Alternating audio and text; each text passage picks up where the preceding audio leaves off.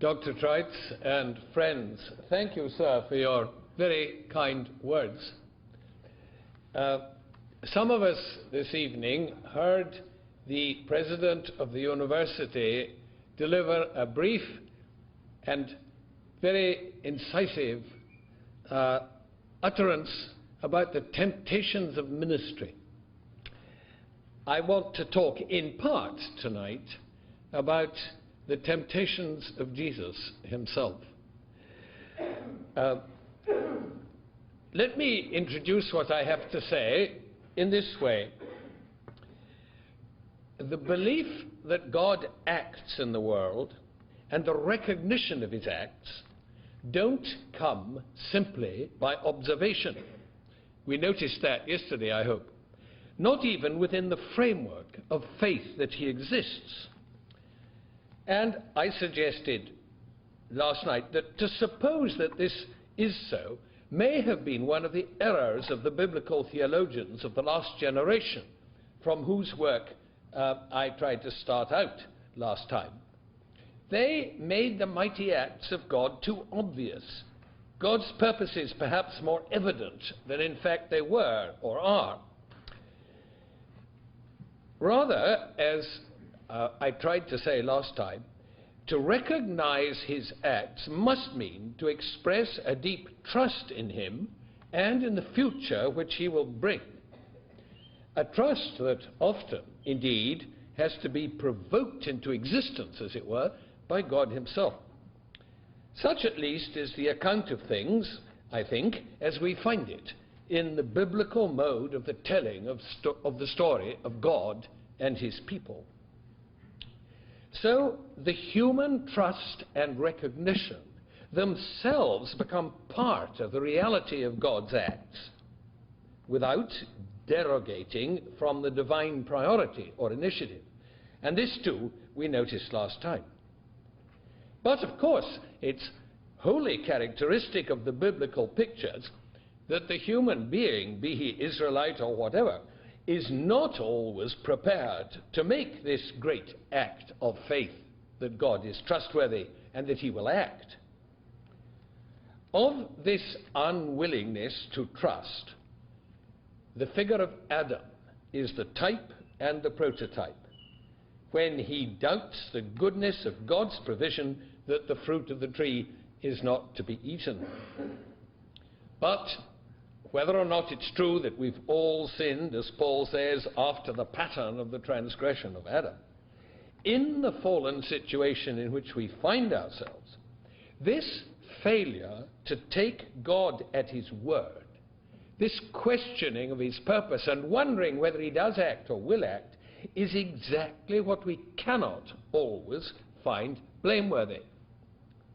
Psalm 73, the book of Job, and the preacher Kohelet are perhaps the immediate biblical evidence for that. The real inner difficulties about the notion of God's mighty acts have to do with theodicy, the justification of the ways of God, and providence, with the co-inherence of good and evil, quite as much as with the other difficulties that modern views of nature and history that I was trying to talk about a little bit last night may raise. So tonight I'd like to pick up one thread in this whole story as it runs through the Bible, that connected with the thought of testing or temptation.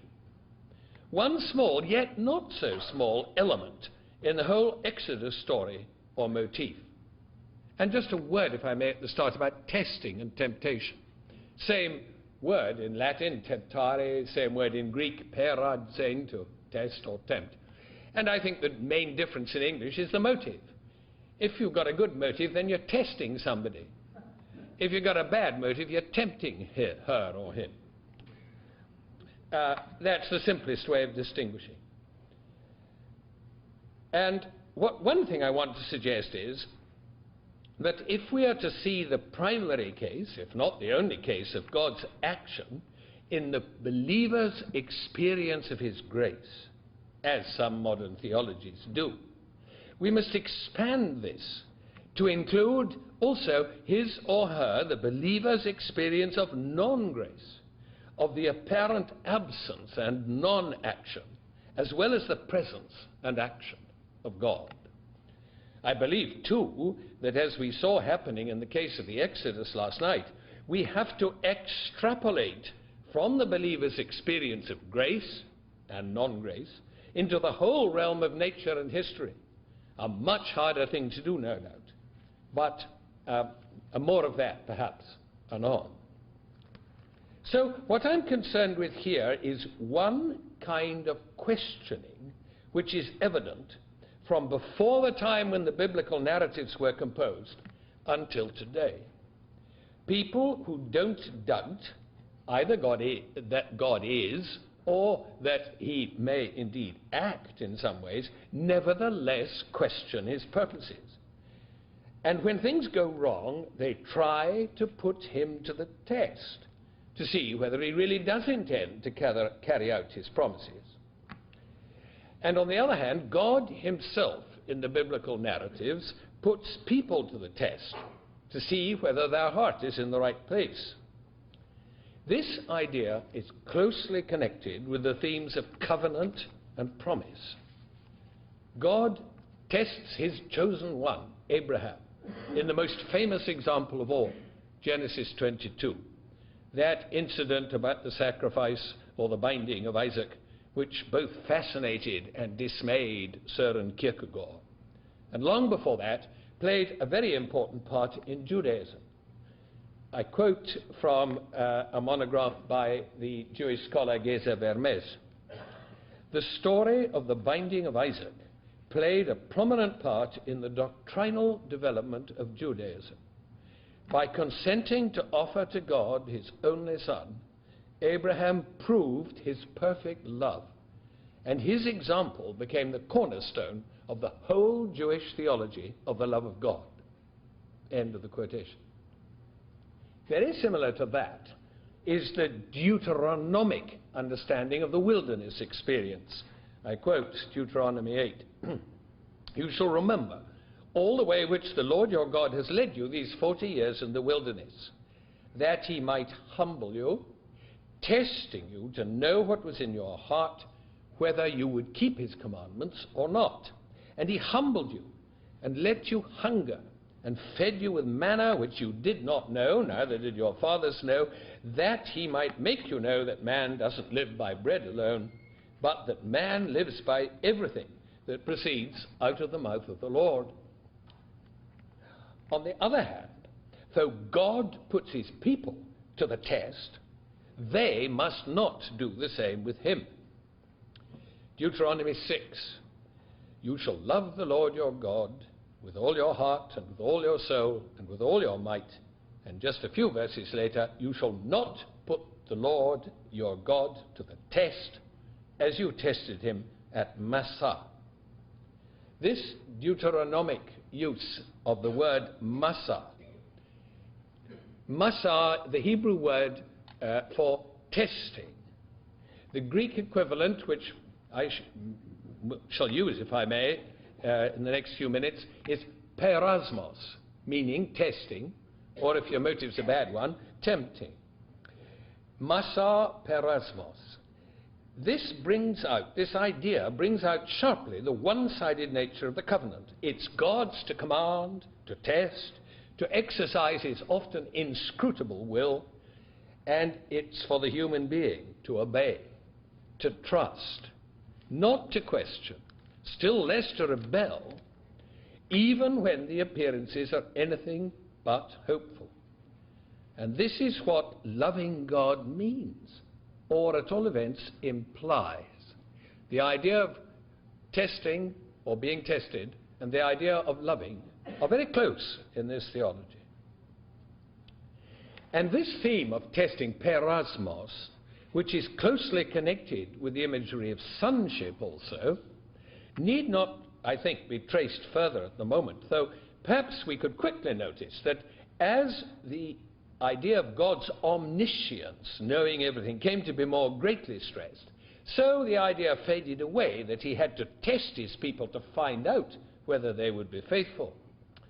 And with this, I think, may be connected the rise of the thought of testing, disciplining, or chastening as an educative process, which is already present in Deuteronomy and is characteristic of the wisdom literature and is found in the New Testament too. What this theme does bring out is the very close connection between the idea of an act of God and the idea of trust or faith, which is its epistemological correlative. If God is active always and everywhere, as we are told that the Hebrews believe, then presumably everything that happens either is in accordance with his will and accepted as such. And this can result in the fatalism which is still found in some Christian circles and is frequently and rightly, I suppose, said to be characteristic of Islam. Either everything that happens is in accordance with God's will and determined by him and accepted as such, or if it's not in accordance with his will, it can be overruled when he chooses to do so. And I think that latter is the usual biblical position. Such a view, of course, can coincide over large tracts of our experience today with acceptance of normal scientific or historical explanations of phenomena. The thunderstorm is still in accordance with God's will. Some of us were talking about thunderstorm, or I was talking earlier this afternoon about a thunderstorm. Thunderstorms still in accordance with God's will, even if it's not understood as his act, quite in the way in which the author of the Psalms or the book of Isaiah understood it. To believe that God acts always and everywhere no doubt requires a certain kind of faith, yes. But as soon as he's believed to be committed to a specific purpose, evidence which goes against that belief then either questions his activity, which really can't be questioned when it's a basic belief that he's always and everywhere active, or else it impugns his purpose. In this context, to have faith can then well be to believe against the evidence. In hope against hope he believed, as Paul says about Abraham. All this may seem pretty obvious and elementary, but it is important for us because it's part of a mystery, part of the mystery of a God who acts, as the Old Testament God anyway acts, that although he can be provoked, he really can't be put to the test to see if he is trustworthy, so that proof of his acts and intentions is indeed very hard to come by. Why this should be so is perhaps not yet clear, but it must have something to do with his freedom and the contingency of events in the world. We are very close here too to the mystery of evil, and especially of the origins of evil. So perhaps for a moment I could reflect on that one too. Sometimes what appears to be evil can be understood and accepted as sent from God to test or try human beings. The binding of Isaac, that I referred to, the trials of Job, and many more from then till now.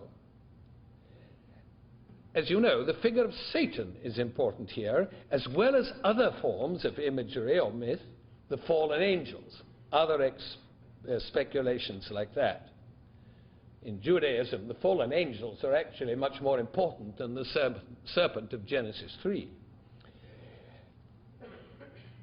It's also significant for our theme that in the period between the Old Testament and the New, a certain dualism comes into Jewish thought. That evil could come in any direct sense from God, as in Amos apparently and Isaiah and elsewhere, becomes more difficult to accept. And it's rather fascinating to notice how the Septuagint writers and others too are willing to alter the text, the sacred Hebrew text of the Old Testament in the direction of a more satisfactory theology as they thought about this. Anyway, to encounter the living God, the God of Acts, who is active in the world, will mean sooner or later to wrestle with his strange and hidden purposes, to be thrown down into doubt and even despair that one will ever again see the face of the living God. God is still far closer to evil, if I may so put it, and by that I don't mean that he's like evil, but that he's closer to it than in any driven snow theology, if I may recall the phrase from last night, where God acts only by willing our good. And it's not only, as was noticed in the case of the Exodus story, that good for Israel means bad for others, but also that good and bad impose themselves upon the same person in the wrestling for the meaning of the acts of God. This is bad for me, but could God perhaps mean it for good? In this and other kinds of wrestling, it well may be that we get no answer other than what Job got from the whirlwind, and the whirlwind's significant. We get these words, "Where were you when I laid the foundations of the earth?" To the person influenced by the Enlightenment and modern practice of science, to anybody who believes in the autonomy of reason and in the necessity of testing every hypothesis, including the God hypothesis, before it's accepted, these thoughts about a God who is somehow unprovably active in history must be very disconcerting. To put it no higher, seems terribly unfair that God can put man to the test in all sorts of ways, but man must not, and perhaps in the end cannot, do that to God.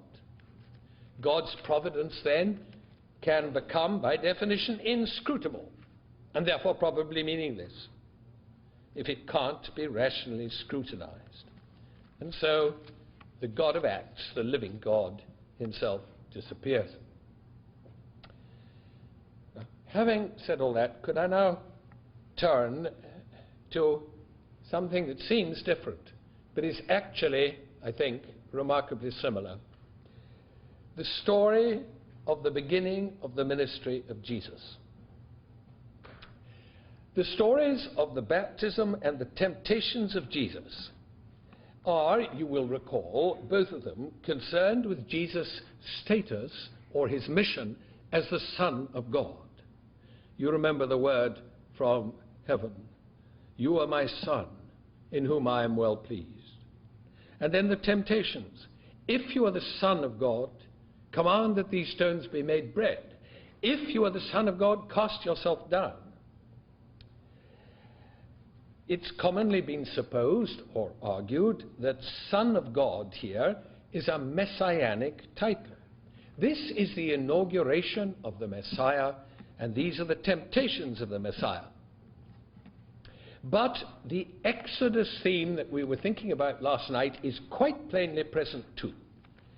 The work of scholars like Jacques Dupont and Birger Gerhardsson, the Swedish scholar, has, I think, made it very clear that the temptation narrative, the story of the three temptations of Jesus as we find it in Matthew and Luke, is in fact midrash or comment on the section of Deuteronomy I already quoted from, chapter 6 to 8.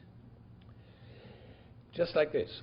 Just as God tested his firstborn son, Israel, 40 years in the wilderness, so God tests his firstborn beloved son, "You are my son, the beloved one," 40 days in the wilderness.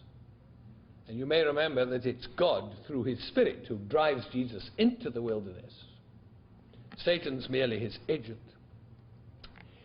The people of Israel, according to Deuteronomy, failed in their test, though God, of course, forgave them and led them through in the end to the promised land. The Son succeeds in his.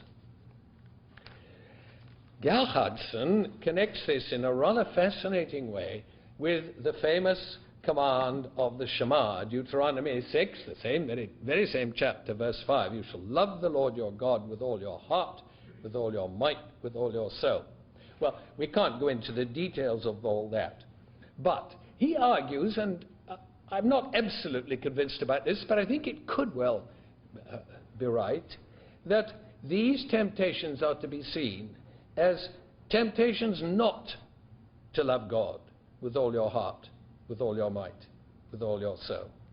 Jesus, in other words, proves his unshakable love for God and his fulfillment of the law of love for God by undergoing this testing. And unlike Israel in the wilderness, he emerges triumphant.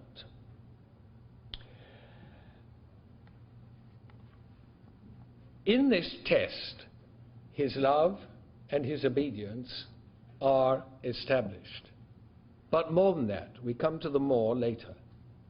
For the moment, however, Jesus' love for God and obedience to God are established, I said, but not yet finally. Part of the test is to bless the Father for the evil as well as for the good. Will he do that? Will he bless him at Gethsemane and on the cross? Is he going to escape from all the temptations, the peirasmoi in Greek, to which human life is subject? Well, let's think for a moment of that in the later ministry. But first, let me just say this.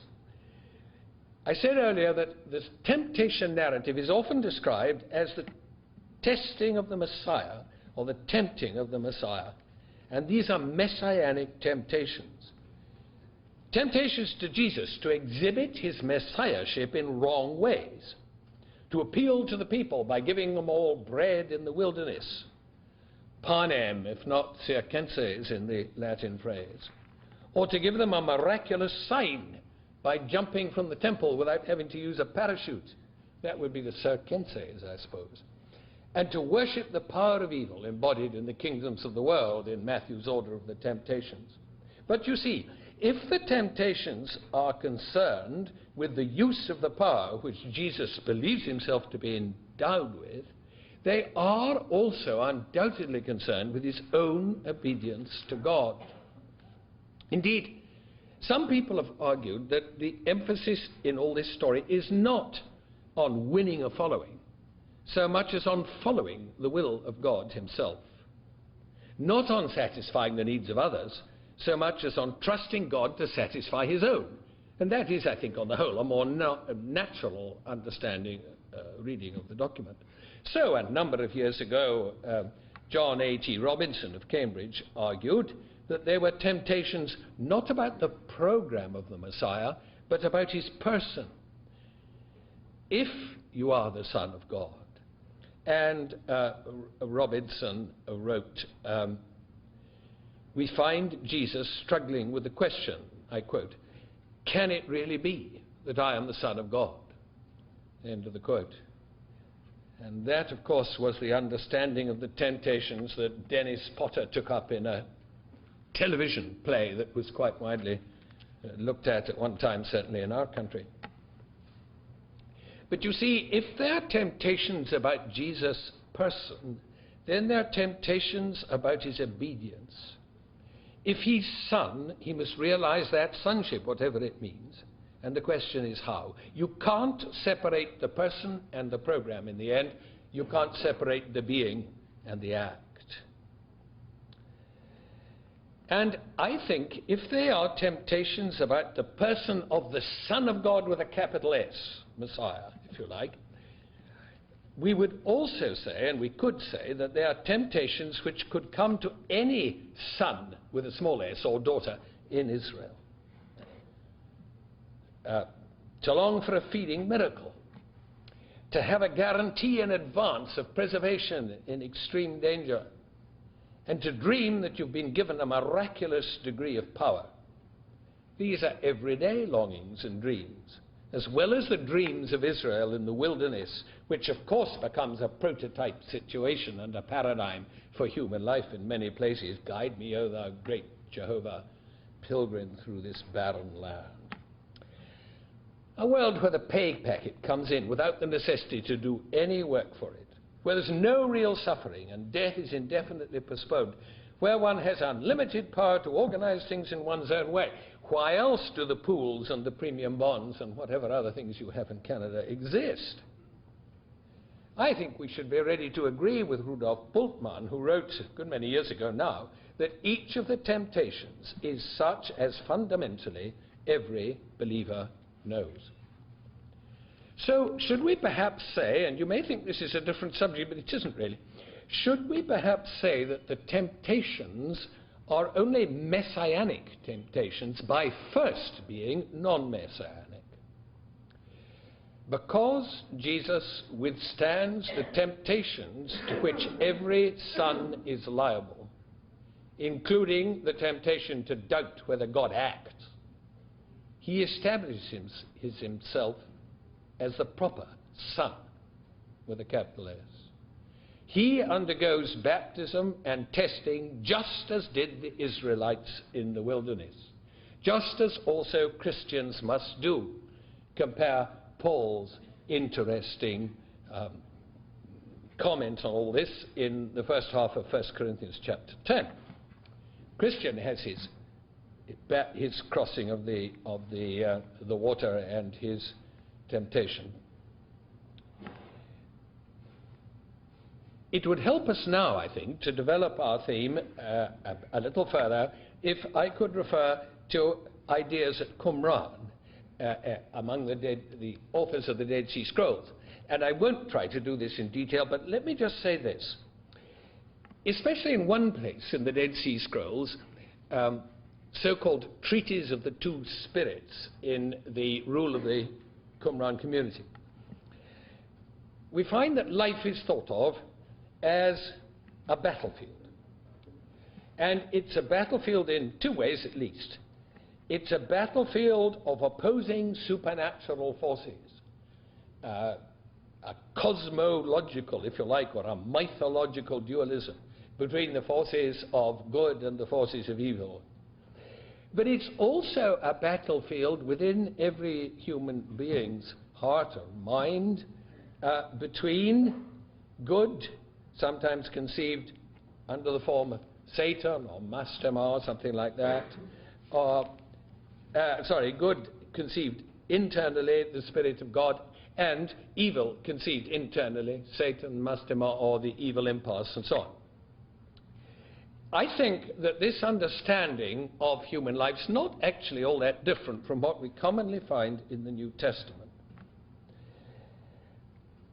And we find, as we look through the Gospels, that there are in fact a number of references, particularly in St. Luke's Gospel, to something that at first sight appears rather similar. Jesus in Luke speaks of his disciples at the end of the story as those who have remained with him in his perasmoi, in his temptations or testings. Where were they? I think the implication is that they may have been many. Paul, and especially the Epistle to the Hebrews, make use of very similar ideas. And then, no time to look at them in detail. And then finally, in the book of Revelation, chapter 3, there is a great perasmos, a great testing coming.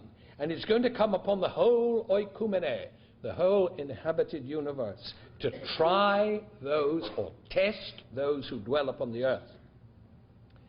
And although the word perasmos is not in fact used again in the book of Revelation, here again I quote Professor George Caird, this is in fact the main theme of the rest of the book. And I think that's right. Perhaps even more interesting and more important for us all, the Lord's Prayer and the Gethsemane story both speak of perasmos, this puzzling thing. Do not bring us to the test. Lead us not into temptation. What is this perasmos? And what's Jesus talking about in Gethsemane when the phrase is used? Is it to be understood in human and personal terms? Or is it a way of describing the great cosmic battle that's coming when the new age begins, or what? Well, I only mention that because I think that these ideas are very important, more important than many people have often supposed, for a proper understanding of the ministry of Jesus. And just to add one very quick comment further about the story of Jesus' temptation, you see, you can understand the story of Jesus' temptations in the same two kind of ways. Either, and 19th century and early 20th century sermons are full of this, either at a kind of psychological level. This is what Jesus is tempted to do, these things. Psychologizing, if you like, interpretations. Is it Holman Hunt, the famous picture of the lonely man sitting on a rock in the desert with his head in his hand, the temptations of Jesus?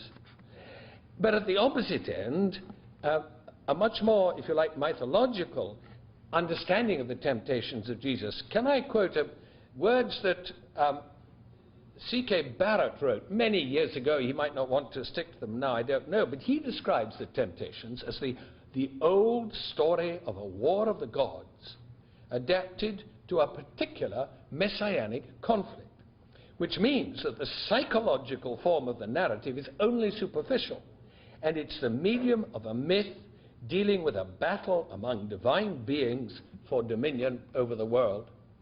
Now, I think that there may be some truth in that, and I'm not going to try and argue that at the moment, but what I do want to say is that if this strange story of Jesus' 3 temptations in the wilderness is essentially what would technically be called Haggadic Midrash, if it's essentially a historic comment in the form of narrative, which is a very common form of theological Jewish exposition, and it would help many interpreters of the Bible if they understood that more clearly, I think.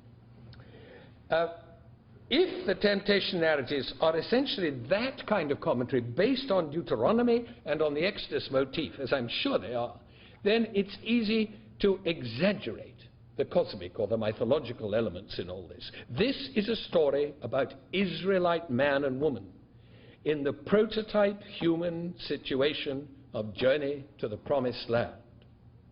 It's a story about the meaning of sonship. And of course, when I say sonship, I mean daughtership too, but I've got to say sonship because there ain't no word in the English language that takes them both in. It's a story about the meaning of sonship, that is, about the meaning of loving God and trusting in Him, and it's a story about believing that He acts. We seem, in fact, to have something like a standardized literary pattern here for the perasmos, or testing of the righteous.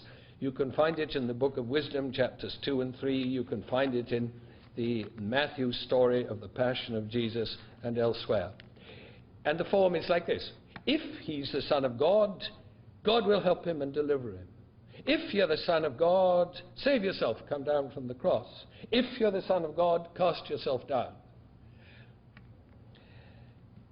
But if this is a story, indeed, about the righteous man who believes himself to be Son of God, with a small s, it's also in the Gospels a story about the Son of God with a capital S, and it does therefore have universal import. And the interweaving of these two senses of the phrase Son of God is a complex matter.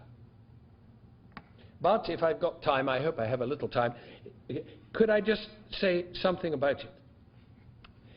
Very important for understanding the acts of God, I think.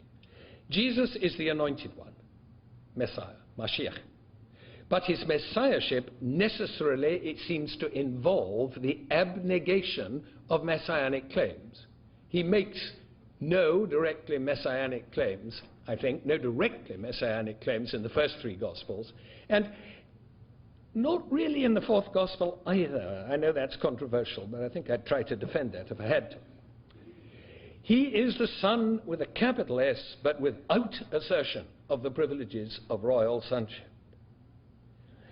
we might perhaps conjecture that for Jesus the Son himself, that unique sense of sonship which contemporary scholarship feels able confidently to ascribe to him was not something different from the existence in perasmos of the covenanted people of God, nor anything other than the sonship which the righteous in Israel could claim. It was these very things, as they presented themselves to him in their pristine and personal intensity, which sin has dulled in all the rest of us. He alone says Abba to God, but he admits those who enter God's kingdom to that same privilege. And if their privileged sonship, as is commonly argued, is in some sense dependent on his from the start, that doesn't make it wholly qualitatively different. No. Yet, of course, there is a sense in which it's qualitatively different. The very fact that it's he who admits them makes that to be so. No Christology could deny that. The point at the moment is that for the unique Son, with a capital S, himself, it seems, the road to understanding of his sonship may have lain in part at least through the acceptance of the fact that his sonship was no different from that of the Israel which he indeed represented, and in the end is. Lots of people talk nowadays about Jesus as being a Jew, Jesus a Jew. Yeah, right. But let's think exactly what that means in terms of sonship. By thus being Son, with a small s, he fulfills God's own consistency in relation to his chosen people, and indeed to his whole creation. The divine action is visible subsequently in the lack of any peculiar human claims. And perhaps by this road too, Jesus' own unique sense of mission came to birth. That's a speculation, I suppose, on the mind of Jesus himself. But I think we're exhibiting here something of what the temptation narrative itself implies. And I suppose we could add that if the narrative is the result of midrashic commentary work by a Christian, to use the German technical term, Schriftgelehrter, a person who understands how to interpret the scriptures, then that doesn't make it of no use for understanding Jesus. Quite the reverse. It's remarkable testimony to the force of Jesus' own imprint of himself upon his early followers, that it remained so clear to them that that supremely authoritative figure, Jesus, the Son of God, had also taken the way of the truly obedient one, the humble man, the poor in spirit, the righteous sufferer, the one with no pretensions and no special claims. And that in this way, rather than by heroic or extraordinary gifts of leadership, ability to perform miracles, political or spiritual authoritativeness, the new exodus of salvation has been secured. Little note in passing, it's sometimes been argued in recent years that something like this was the theology of the so-called Q community, in reaction to Hellenistic ideas about Jesus as a divine man, which stressed his wonder-working power. Well, if there was a Q community, which I somewhat doubt, that might be true. Now, as I've said, we can't trace this story right through the ministry of Jesus. But could I just add one or two comments by way of summing up at this point? Let's remember, first of all, that at certain points in the story, there's no doubt about it, whatever the language, that the Son, Jesus, is being put to the test. Whether by Satan, as notably at Peter's confession, or by God himself. I think this can be said to apply with variations to all the Gospels, but it is particularly prominent in Luke. And I think it may be especially true, but not only true, where some temptation to direct political action is involved. And that could conceivably, as a matter of history, reflect what was actually the most severe temptation for Jesus. He is also, of course, frequently put to the test by men and women. And then, secondly, and I stressed this really already too, throughout his ministry, Jesus systematically refuses any kind of immunity or assurance other than that available for any man in Israel. He refuses it for himself as he refuses it to others. That's what the first two temptations in Matthew are all about, or partly about. He will not put God to the test, and you mustn't either. So, as he refused to receive a sign, he refuses to give one when the Pharisees tempt him, testing him. It's characteristic, isn't it, of gospel references to the Pharisees, that this is what they do with him. When they tempt him to do so, he won't give one. That's an interesting theme in itself.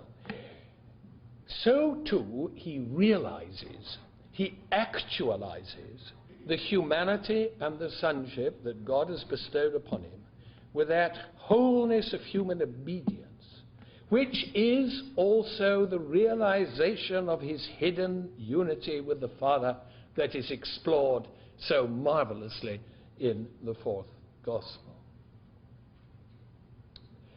I think that the psychological process in all this is largely and perhaps entirely hidden from us.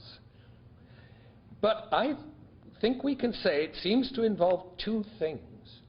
On the one hand, it involves risking all on God's promises, trusting him totally to fulfill his promises, a total trust that he will act. But on the other hand, it involves risking all on the willingness of human beings, of his hearers and his companions, to trust God's promises and their secret, strange fulfillment in the coming of the kingdom and in him. I put like that rather than in him and in the coming of the kingdom, because I think that's the right historical order. A point stressed very effectively, I think, by Jon Sobrino in his very interesting book about Christology from the point of view of South American liberation theology. The point is this.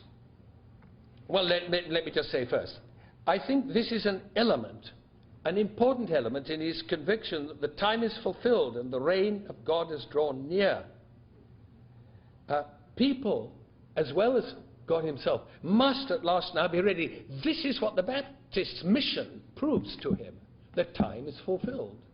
Baptist said the same thing, and he believed him. Of course he did. The trust is total, and it goes both ways, towards God and towards man.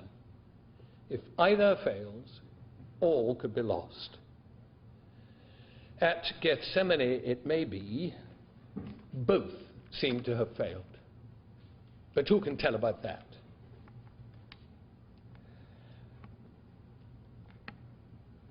Could I just add, it seems to me to be quite extraordinary that over 2,000 years, the Christian church has very, very seldom taken seriously what is said about the Christology and the obedience of the Son in the first 5 chapters of the letter to the Hebrews. He learnt obedience from the things which he suffered.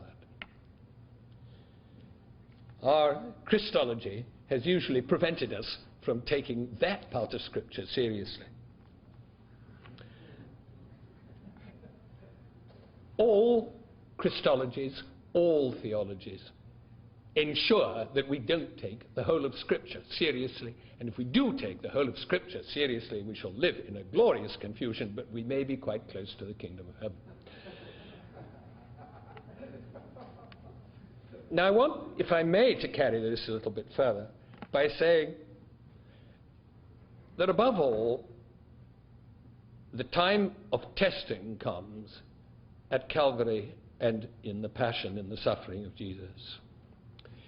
And it's not only that Jesus is brought to the severest of tests here. Pray that you may not enter into temptation, says Jesus to the disciples in Gethsemane, or may not have to undergo the test or whatever. But also, God himself is brought to the test, or tempted, on Calvary and in the Passion. In one sense of the word, this is obviously so. Those who mock at Jesus on the cross, if you're the Son of God, save yourself. He saved others, can't save himself. They are putting Jesus to the test, and thereby putting God himself to the test. Just as in tempting Jesus, the devil in the wilderness is also, obviously, tempting God. In tempting or mocking at the Son, the devil and the bystanders at the cross are provoking God to act. Do something about this.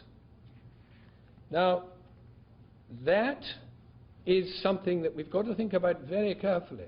Because what are prayers like the one that I quoted in Isaiah last night? Awake, awake, arm of God. Come on. What are they? Are they not provoking God?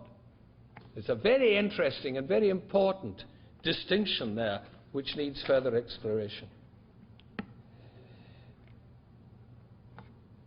In provoking God to act, this is testing God, I think. It may seem a dangerous anthropomorphism to say that God's here being provoked, being put to the test, or being tempted even to abandon the constancy of his purpose of love.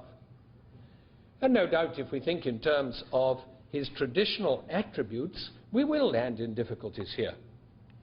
For if God is truly omnipotent, we could follow the medieval nominalists and say that he can redeem his people by any method he cares to choose, including the sending of 12 divisions of angels. And of course, therefore, he can't be tempted by evil, as the Epistle of James no doubt quite properly remarks. But we know quite well that talk of attributes in this kind of way can all too easily lead to contradictions. What I'm hazarding, and it's no more than hazarding it, is the suggestion that the love of God, which in traditional God talk has sometimes been held to be the one attribute of God to which the doctrine of analogy does not apply. We can, God's love for us, our love for others, and so on.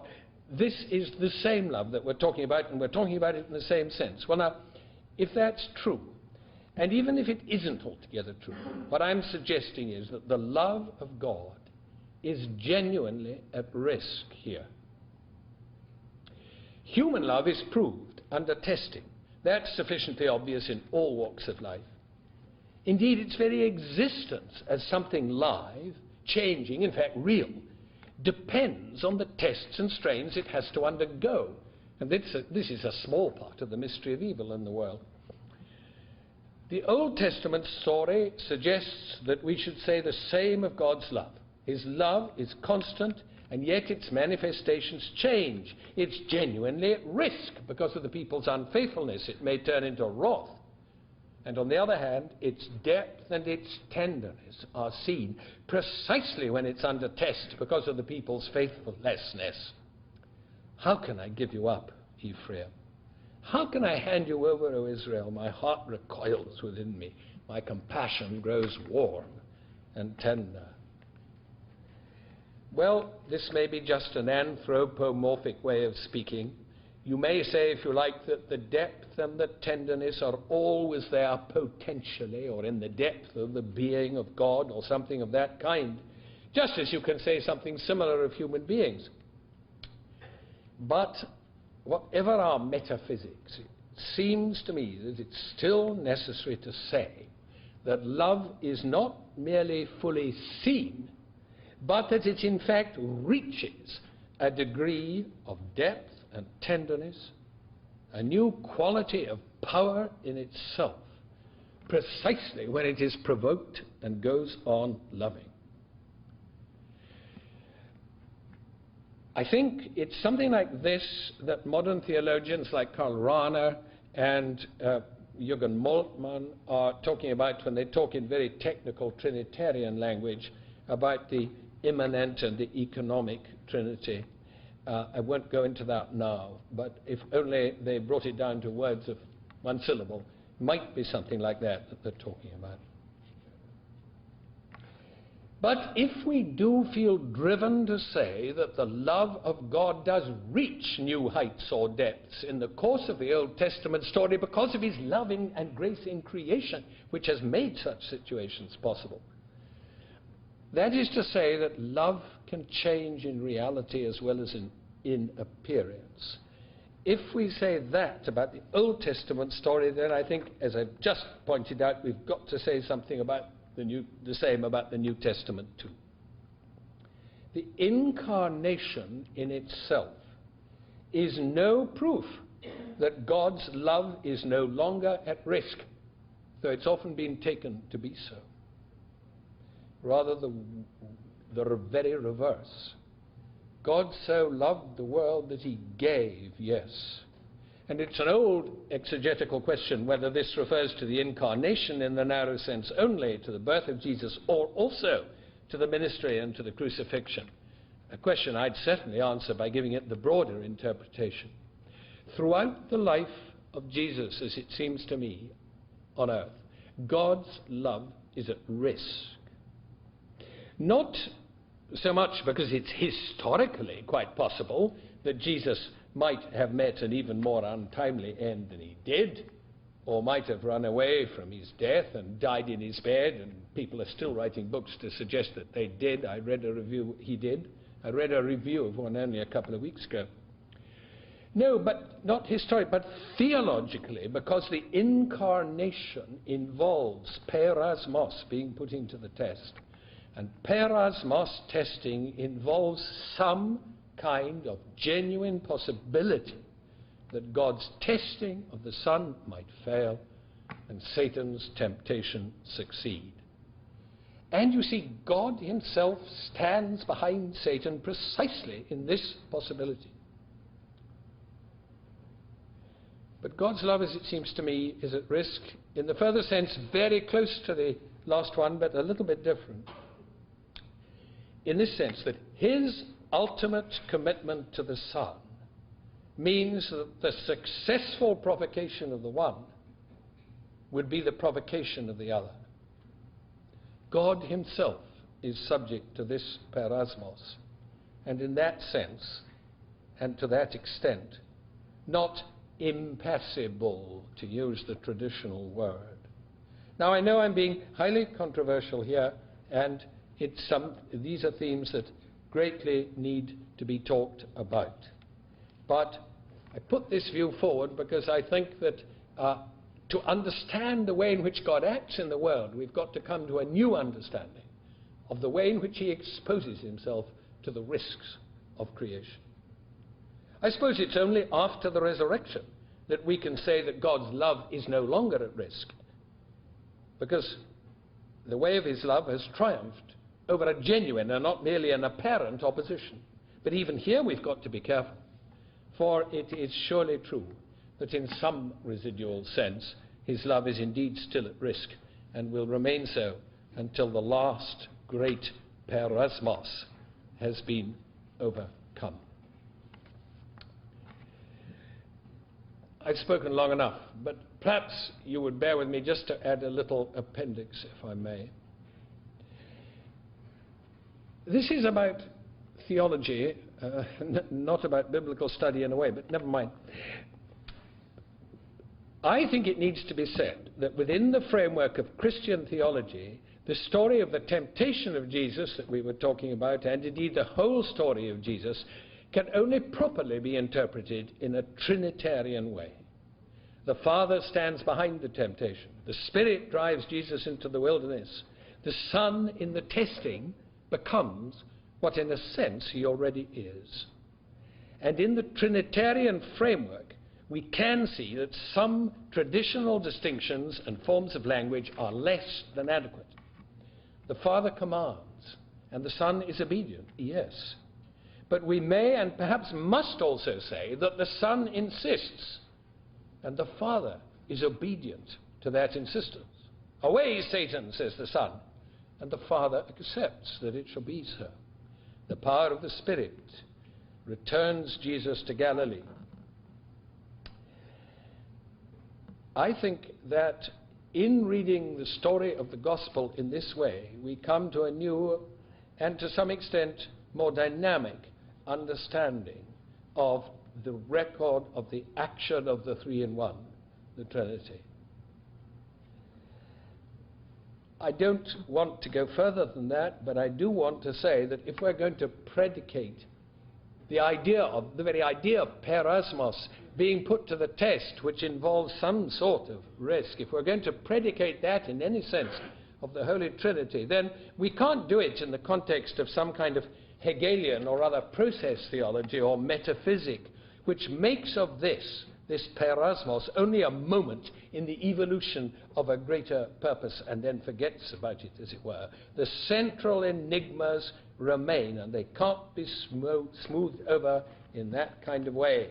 I mean, the mystery of the relation between the power of evil and the power of God, so close and yet so far apart in this story of the temptations of Jesus. This story is the story of an encounter between good, or God, and evil. It's a story also, of course, about a human being. It's a story, I believe, and as we go on to look at the crucifixion and the resurrection, it becomes the story of the encounter between good and evil. And I believe that what's told here does indeed become not only the rationale, if I dare use that word, of the redemption that is in Christ, but also of God's providence throughout historical process as well. Because the gospel story is an extraordinary, extraordinary thing. It's the story of the impossible becoming actual. And this impossible, the almighty, omniscient, omnipotent God becoming actual, this impossible become actual, is Jesus. The extraordinary claim is being made that the ultimate submits itself to human testing, the impassible to human passion, non passibilis sed passus, as Hubert Vanston puts it in that lovely book of his called The Stature of Waiting. And in that way it becomes clear that actions and processes which can be described in human and historical terms are, as it were, transformed from within and thus overruled by what we must now describe as divine action. Not only the redemptive, but also the kernel of the providential action of God. So perhaps those 40 days in the wilderness, whatever that story's origins may be, and that story of the short and mysterious mission of Jesus, or ministry of Jesus, and finally that story of the Passion, obscure as they are in many ways, do yet describe the hinge on which the whole world turns, inasmuch as they tell of quite essential aspects of what it means to say that the Word was made flesh. But of course, there's a lot more still to come. And it's only in the light of crucifixion and resurrection that claims of the kind I've rather riskily been making can be established at all. Next time, I would like to turn, if I may, to another aspect of the ministry of Jesus and try and reflect on what it tells us about the nature of God's acts in the world. And this is the aspect of what he has to say and do about the rule of God, the kingdom. Thank you.